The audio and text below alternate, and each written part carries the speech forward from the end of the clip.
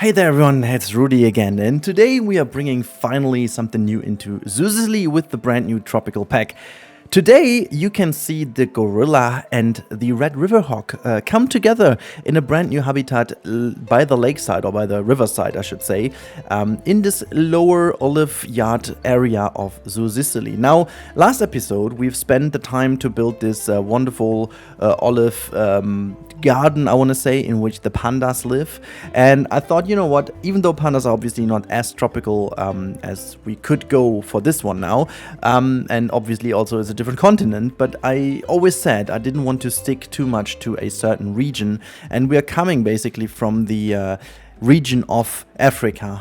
We've got the meerkats, we've got the lions and stuff like that to the right hand side of this habitat, so it definitely is kind of a good way to finish off the African area, so there is justification for that, but I wanted to really bring this into this space. I initially thought we are going to do the sloth for the first episode, but I needed a bit more time to find a good solution for the relatively restrictive exhibit that we have. I have some ideas now. It's a huge amount of work. It's gonna look freaking amazing. Spoiler ahead, the solution Zoo Sicily is gonna receive for the sloth is, I think no one has done this, but I do understand why. So yeah, a couple of things I needed to tackle that first. But this habitat might be one of the nicest we have in this park. And also in terms of foliage usage and stuff like that, it's really cool. You'll see that later on in the real-time part. It's looking really good. I still have to fix a couple of little realism issues and a couple of little space issues. I have some ideas how to fix them relatively easy. I just want to stream so badly, guys. I want to stream so badly on Twitch for you, with you. But I still have the issue that our internet is by any means good enough to do that. It's a mess. I was just really also, I was so freaking concerned that I couldn't upload the videos in time, simply because, you know, there was a little bit of issues, or like a big issue, I should put it that way, with the uploading process. It took ages until the videos were uploaded, and I prepared so much that, you know, I was a bit worried. And there is still so much to come, so if you're here for the content, stick with me, because there's much more coming in the next weeks, I should say. I have a new format launching relatively soon. We've got the little mini zoo series, okay. We've got bees coming. Okay, I'm sorry. We have this mini zoo series going on with the tropical palm. If you haven't seen that one, highly recommend watching this one. It's basically a typical Rudi project again, very much over the top, very much out of the world, very much completely different from everything else you can see, focused on making a tropical house that is in the shape of a palm tree. Even though many people have said it's also looking like a starfish, still haven't seen that one, but okay. But yeah, so this build in particular was a huge challenge. So let me spend the next minutes. Actually, we have quite a while in this video. It's quite a long one, this one.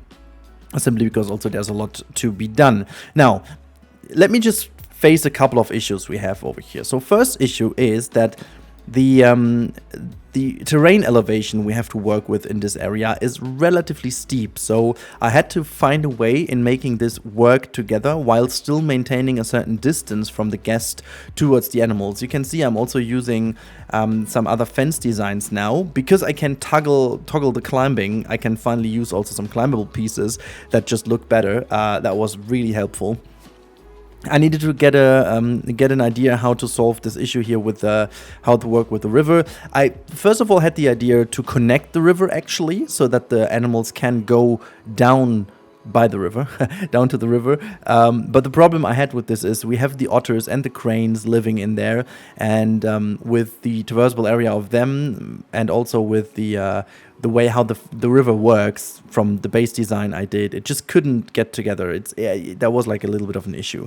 But then I thought, you know what, I'm gonna work with this existing bridge over here and use this to my advantage. So basically, advantage, I should say. Basically, what I did is I went through several iterations of this area over here, making sure everything looks good. You can see I'm also doing a couple of iterations of the riverside border we have over here with the water volume. Not quite sure if I'm going to leave it there anyways. I have certain other ideas how to solve that to make it look a bit more shallow, especially with the water down there, and also not make it as deep as it is right now. Maybe to grant them a bit more traversable area. But yeah, the more I was building in here, the more I got the feeling for it. There are still some things to consider. First of all is that the traversable area is still too low for the animals in there.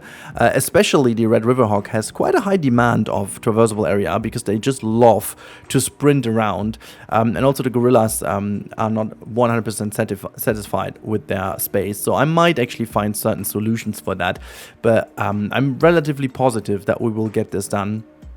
And as I said, I would love to do that as a live stream. Maybe sometimes I want to do certain things like that in a live stream simply because they are very interesting to be done in a discussion with you. Like this very detailed, like very intricate building. It's really cool for like a live stream because we can do like 2, 3, 4 iterations, discuss about this, but it's nothing in particular for a video. So I would really love to find that balance again.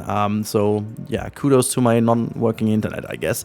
But yeah, as you can see, speaking of iterations, I tried something there with the rocks, and I thought I failed. I think they didn't really work together that well in this color. And again, I think the biggest challenge of this zoo is, and I love the challenge, and I'm so happy that so many of you got into the comments and wrote me these comments in the last couple episodes, especially the people from Italy and Sicily specifically, saying that I really hit the nail when it comes to the overall look and feel of the park. And that is, I think this is the biggest biggest compliment you can make ever to me, because it is so hard. First of all, I've never been to this region of Italy. I've been to Italy, but I've never been to Sicily. And also, I'm not sure why exactly, but Germans are also very torn to Toscana. So it's very easy to just glide into the Tuscany vibes. I think this is how you would say that in English. But I specifically want to stay in the Sicilian, so way more Mediterranean, almost like influenced by African vibes. And this is also why this all makes sense now with the habitat. But it's very important to maintain a certain look, like having the oleander in there is very important as well, having certain other plants go together, and having the very basalty white stone in there, even though it's wrong. I remember people corrected me about this weeks ago. I forgot, I'm sorry. But yeah, so it was really difficult to maintain this look while still making this a proper habitat for the animal, so giving them all the stuff they need. And yeah, just went through so many iterations to make it look good. I went back to certain other habitats to grab a couple of foliage pieces and stuff to make sure that everything is in line. I used certain, as you can see, certain fencings, and I think we're at the point now of this park where it makes a lot of sense to recycle certain things. A, to maintain a certain consistency and coherency in terms of the design. B, to save some time, obviously, but also this is what real zoos would do anyways. Like they can't afford to do everything again and again and again.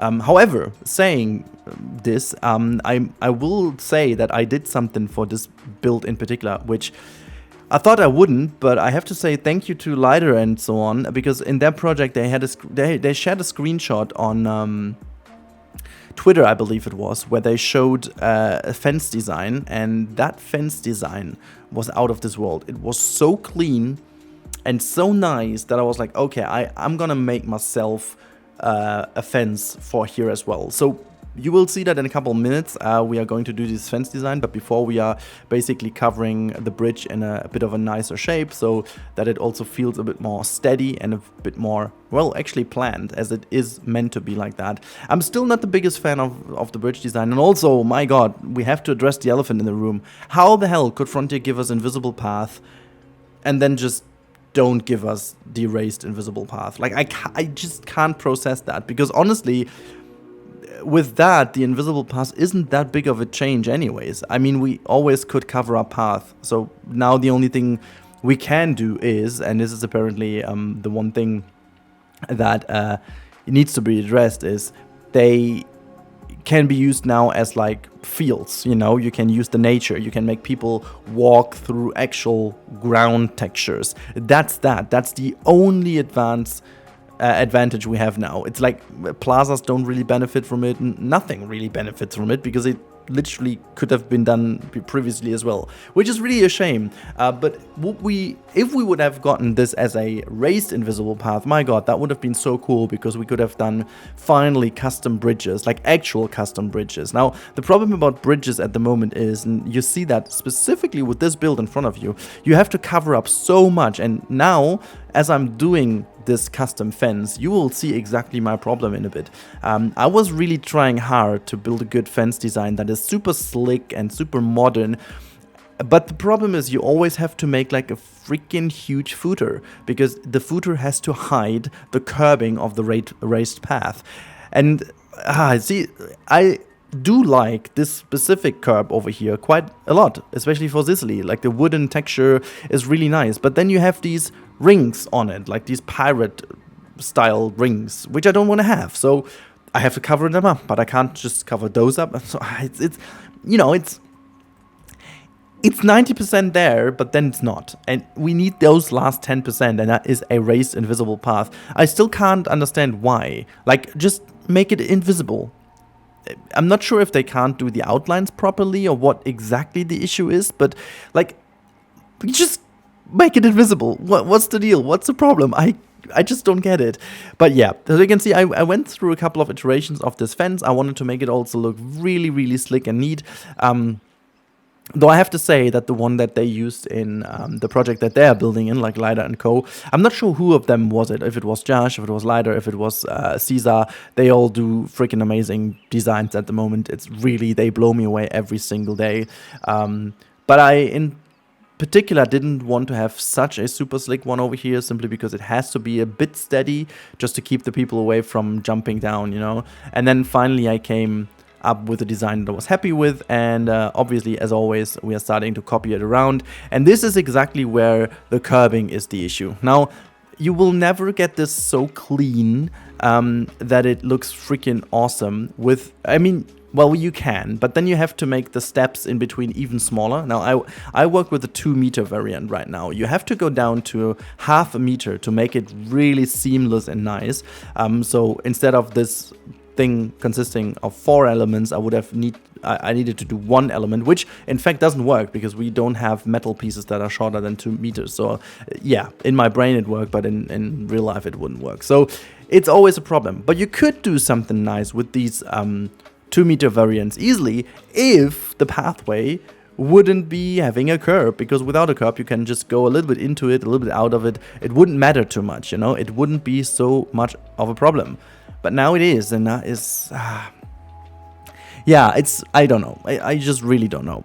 One thing I'm also missing is another viewing area for this gorilla area. I will put a couple more in the future. I have a certain idea how to get a connection done between the park areas, so yeah, we'll see how that turns out in the end. There is like a tiny gap in between where I could make like a maintenance road. I think that would be good. But yeah, also one thing I'm very happy with is these raised platforms I'm just quickly doing over here. This is like a climbing frame for the gorilla, because they have to do something to be happy as well. So you can tell this is looking relatively nice. I gotta say, it's looking really good. It's very slick, it's very easy, but it's functional and it does what it does. And so I like the way it looks in here, putting a couple of ropes below. And then, yeah, it was all about putting clutter and stuff in just to make the habitat feel more real, feel more nice, putting some decals in here and there, and, you know, all the normal stuff, and just making sure that everything looks as if it belongs here. Also, I wanted to keep the habitat relatively new, so not too much of weathering effects and stuff, which should go into the project. So I believe that this could be a habitat which has been done later in the history of Zoo Sicily, even though Zoo Sicily is... Actually, I'm building so many of hard phrases for me. Zoo Sicily, though... oh my god. Yeah, my tongue will be done after the recording. But the fact is, it is a relatively new zoo anyways, but simply because of the size of it, things take time, you know. And something like that with a red river hawk and a gorilla, these are not typical animals you have from the beginning. Especially the gorillas obviously have to get in. So it makes sense that this would be a more modern habitat, also in terms of the you know, conservation aspect, and that they live together always takes a bit of time until you have the kind of planning done for that. So I'm really happy with how this turned out so far, and maybe we are actually opening up this habitat quite a bit and put in even more other animals. I'm going to show you in the real-time part, because I have a certain idea. They have an insanely big interspecies bonus. Like, you can basically put I think 8 or 9 species in one habitat with them together, which is insane. And I thought about the fact maybe we can do this, maybe we can achieve this with the habitat. There is like a relatively open space we could use, but then I would have to change this entire area over here. You can see I'm already trying to make sure that the transition from the upper level into the lower level is a little bit more nice with this kind of rock staircase I built over here, because the actual staircase is okay for the gorillas, but it's not too good for the hogs. So try to make this. And you know, one thing I learned in the past is just you can never have enough plants, even not in these builds. And I just made sure that we always put a couple more plants in, a couple of security measurements here and there. And I'm not getting tired repeating that this is by any means meant to be 100% realistic. I know if this was, I need to make like climb proof things on top here, because gorillas could easily climb up there. I know all of that. You know, don't get me wrong. I love the people who do that, who went this, just, I don't know. But we have the realistic habitat series in which I try to focus on that. All the other projects, like, it would just take way too much time to do it for one habitat, and it doesn't really add too much to the overall idea of Zoo Sicily, if you understand what I mean. Sometimes I think the focus has to be a different one, and the focus on Zoo Sicily is definitely on the theming, on the realism aspect when it comes to the zoo design in general, and not in the very nitty details. See, that's my point. But other than that, I'm trying still to keep that really, really realistic to what the main idea of the park was. And this is what I always said: it should be a zoo in Sicily where like a big company with a lot of money purchased a big chunk of land. The only restriction they had is to make sure that they respect the environment and work with it as best as possible, and just don't make like a plain field out of it. So that's the only restriction we have. And the other restriction I had is that this time around I wanted to make like a proper tour possible, so that the zoo is structured. I mean, if you haven't seen the first episode, you should definitely do so, because I do explain in there how exactly the project is structured and what the story behind is. But in short, we have a central axis which has like a couple of parks and stuff like that. It almost is like a valley in the middle. And then we have a huge tour going up the hill through different areas, coming back, which is one tour. You can only go one direction and then come back. It doesn't matter where you start, but it's like one tour. And then you will have the same going into the lower area of the park. I might actually show that to you in a couple minutes in the real-time part. So there are certain things you can do in this zoo, but the central area is where you can basically stay if you want to. This is where we're building right now, and the other two parts of the zoo are basically tours, which I think is a cool combination of what real zoos do at the moment. So let's jump into it and have a look how it looks in the game.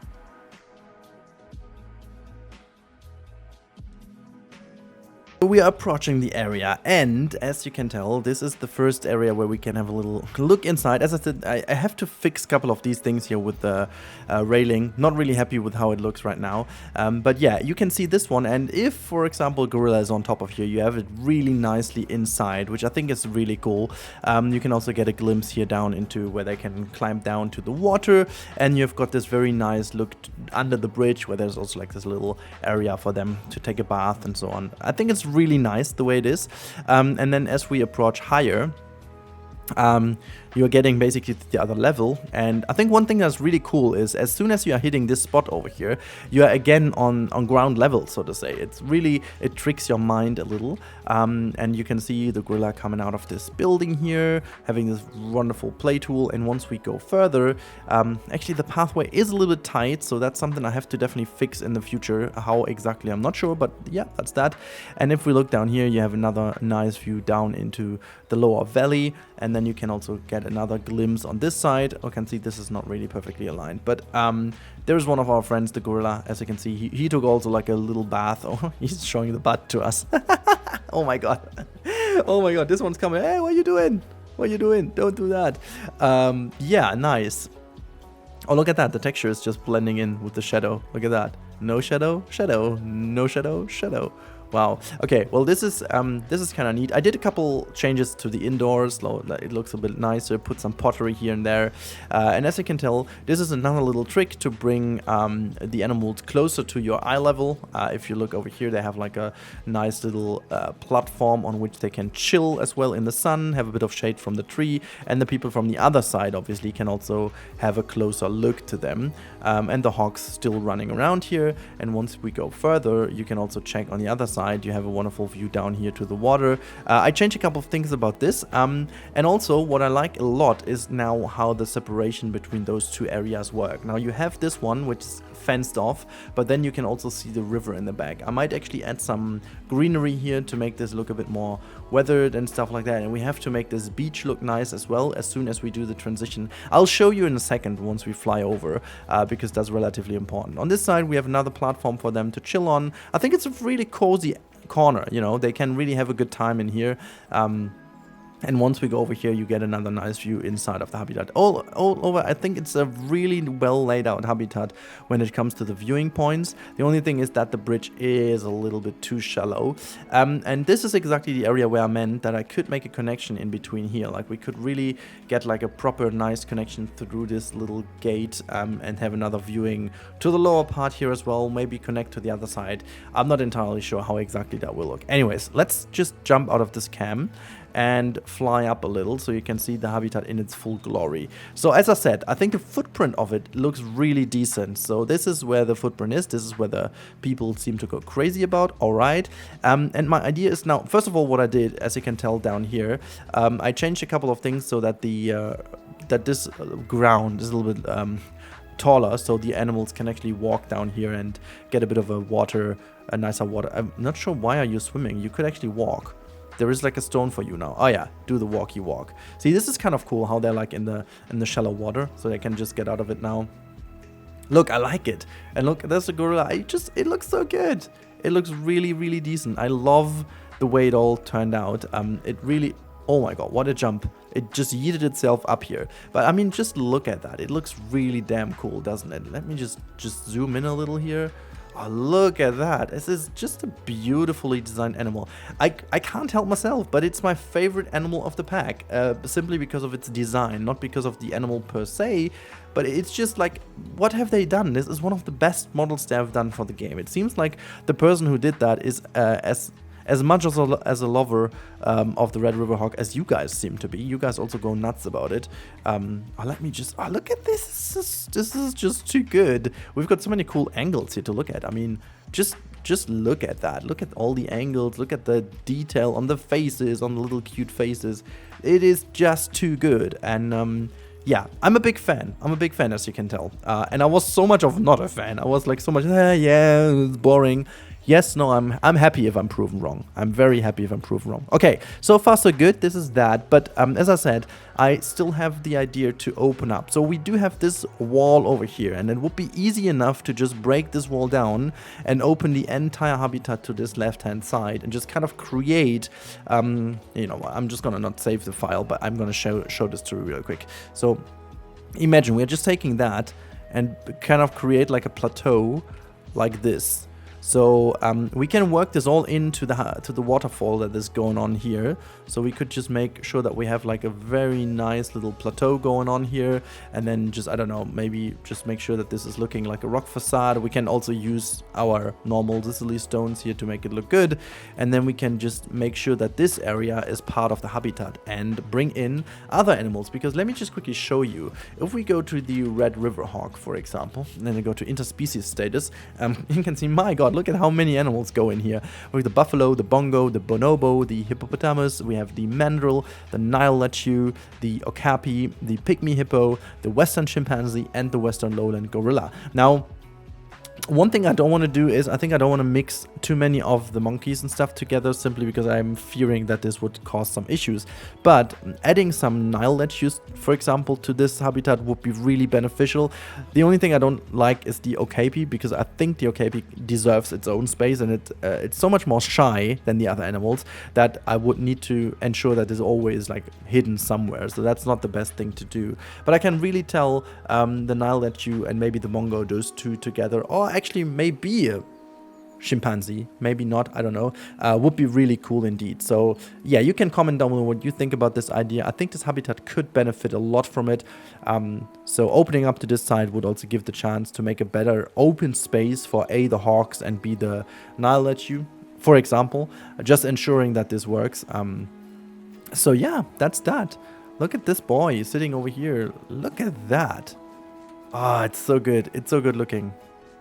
Look at this boy. Ah, what a shot. What a shot, guys. I like it. It almost looks like Thanos with like the rings and stuff, you know. Thanos sitting there and just clicking half of humanity away. It wasn't even humanity, it was the whole universe, but whatever. Yeah, so that's that, guys. I really hope you enjoyed this episode. I certainly enjoyed building this a lot. Just for the context, look, this is where we filled it in. Just a bit of more nice little garden stuff in this little space here, and then we are done with the central axis. As I promised, we are looking quickly at it. So as I said, the idea, this is the central axis where you can stroll around, and then we will have this upper area is going to be the tour. As of now, we do have this one, just go here, and then it will continue this way until you go and just reconnect where I made this little path here. And then we will have the same now. This down here is also getting like a tour. So maybe it really fits well in, because the tour will go up here and then just meander down into this valley. And I'm not going to use all of the space. Same goes for this upper area. I think I'm just going to use like this lighter space as I try to kind of make sure that looks good here. And also the same goes for this space, and the rest will be like forest, stones, deserty area, whatever. So yeah, that's that. And I really hope you enjoy this series as much as I still do. Wishing that you guys have a good time watching the videos. If you do so and you're not subscribed, please consider subscribing. It helps me a lot. Recently, the channel has been tanking a little, unfortunately. So in the wrong direction. So maybe if you are not subscribed but you like the content, please consider subscribing. That helps me out a lot. And also, you'll be pleased with a lot more of these videos in the future. So have a good time. Thank you so much for watching as always. And yeah, make sure to catch you up in the next one. Goodbye.